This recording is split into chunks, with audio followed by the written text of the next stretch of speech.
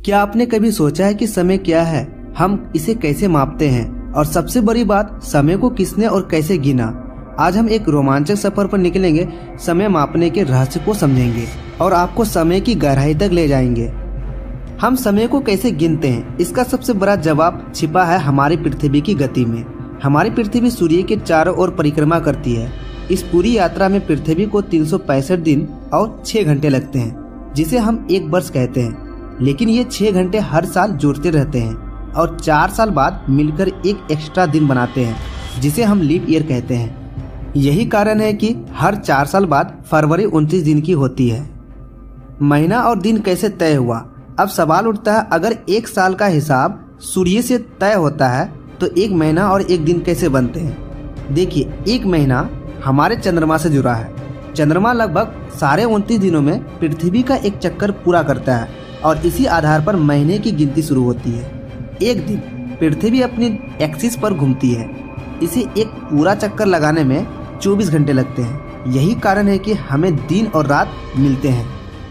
आज हमारे पास smart watch और डिजिटल घड़ियां हैं, लेकिन क्या आप जानते हैं कि हजारों साल पहले लोग समय कैसे मापते थे?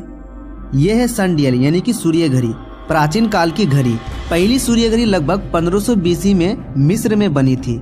इसमें एक छड़ी लगाई जाती थी और उसकी छाया के आधार पर समय मापा जाता था। लेकिन समस्या था, ये सिर्फ दिन में काम करती थी और मौसम पर निर्भर थी। यह है वाटर क्लॉक, जब पानी समय बताता था। 1400 से लेकर के 1500 BC में मिस्र और चीन में जल घड़ियों यानी कि वाटर क्लॉक का इस्तेमाल किया गया। इसमें एक बर्तन से धीरे धीरे पानी गिरता था और पानी के स्तर से समय मापा जाता था। लेकिन इसमें भी समस्या थी, ठंड में पानी जम सकता था, जिससे ये घड़ी काम नहीं करती थी। और यह है आवर ग्लासेस यानी कि रेती घड़ी, जब रेत समय बताती थी। 8वीं से 14वीं सदी के बीच आवर ग्लास का उपयोग बढ़ा। रेत एक कांच के यंत्र में धीरे धीरे गिरती थी, जिससे समय का अंदाजा लगाया जाता था। लेकिन इसमें भी समस्या थी, रेत की नमी से यह घड़ी सही समय नहीं दिखा पाती थी। मैकेनिकल क्लॉक समय मापने में क्रांति आई। जैसे जैसे विज्ञान आगे बढ़ा, इंसानों ने मैकेनिकल घड़ियां बनाई। 1275 ईस्वी में इंग्लैंड में पहली मैकेनिकल घड़ी बनी। 1335 इटली के मिलान में पहली सार्वजनिक घड़ी लगाई गई। 1656 में क्रिस्टियन हाइगन्स ने पहली पेंडुलम घड़ी बनाई, जो पहले की तुलना में 15 गुना ज़्यादा सटीक थी। अब समझते हैं पॉकेट वॉच से लेकर के हाथ घड़ी तक। 1510 ईस्वी में जर्मनी के पीटर हेनलिन ने पहली पॉकेट वॉच बनाई। 1868 में पाटेक फिलिप ने पहली हाथ में पहनने वाली घड़ी यानी कि रिस्ट वॉच बनाई।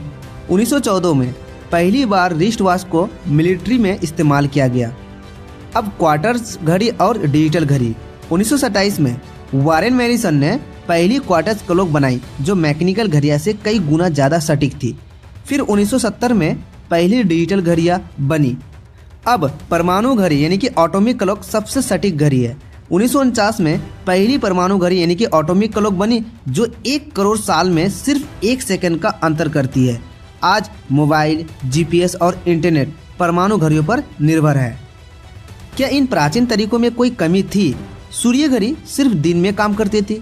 जल घड़ी पानी जम सकता था या बहाव सही ना होने से समय गलत हो सकता था। रेती घड़ी लंबी अवधि तक सटीक नहीं रहती थी। मैकेनिकल घड़ी झटकों और ऊंचाई में बदलाव से समय में त्रुटि हो सकती थी। क्वार्टर्स घड़ी बैटरी पर निर्भर होती थी। तो दोस्तों, आज हम घड़ी की सुइयों को आसानी से देखते हैं, लेकिन इसके पीछे हजारों सालों का विज्ञान और मेहनत छिपी है। क्या आपको पता था कि घड़ी की सुइयां भी वैज्ञानिक आधार पर बनाई गई है? अगर हाँ, तो हमें कमेंट में बताइए।